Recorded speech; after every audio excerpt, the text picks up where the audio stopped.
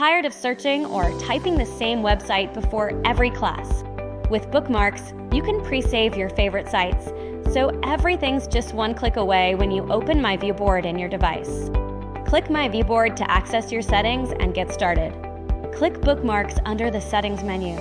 This is where you'll pre-save your favorite websites. Type in a name like FunBrain. Paste the full website or cloud folder URL. Icon suggestions appear.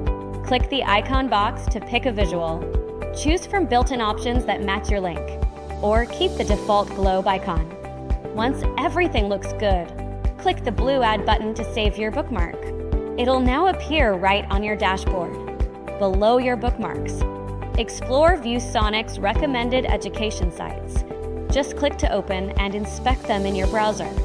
Use your bookmarks to launch lesson plans, open classroom folders, or jump into warm-up videos instantly.